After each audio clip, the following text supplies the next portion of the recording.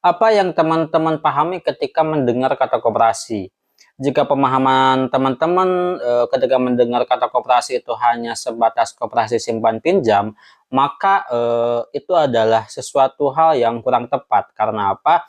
Karena koperasi itu tidak hanya sebatas koperasi simpan pinjam seperti yang dijelaskan dalam buku riset Indonesia, di mana salah satu pembahasan dalam buku ini adalah membedah konsep demokrasi kitanya Bung Hatta, yaitu konsep koperasi, di mana koperasi itu suatu lembaga, suatu komunitas bersama untuk memajukan perekonomian berdasarkan asas gotong royong, self help, dan solidaritas. Jadi koperasi itu tidak hanya sebatas simpan pinjam saja, teman-teman. Jadi banyak aspek-aspek lain yang bisa kita kembangkan seperti pertanian, peternakan, retail, dan masih banyak aspek-aspek bisnis lainnya yang bisa dikembangkan melalui koperasi ini.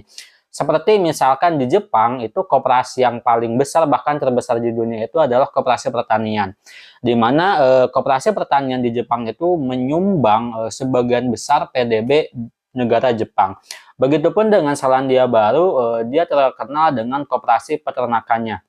Dan banyak juga negara-negara maju lainnya yang memang dia juga udah menggunakan konsep koperasi dalam memajukan negara dan mensejahterakan masyarakatnya. Nah, untuk itu di negara kita sendiri sepertinya perlu adanya pemahaman awal tentang konsep dan definisi dari koperasi, di mana koperasi itu tidak hanya sebatas koperasi simpan pinjam saja atau biasa disebut dengan kredit union, tapi banyak jenis-jenis koperasi yang bisa kita kembangkan dengan aspek-aspek yang lain seperti pertanian, peternakan, retail, dan masih banyak bidang-bidang lain yang bisa kita pakai dengan koperasi. Dan dalam buku riset Indonesia ini dijelaskan bahwasanya koperasi itu karena memang asasnya itu gotong royong, saling tolong menolong, dan solidaritas. Jadi koperasi itu bisa menjadi suatu lembaga yang mampu mendorong perekonomian masyarakat, mendorong kesejahteraan masyarakat, dan mampu juga menyumbang PDB ke negara Indonesia. Sehingga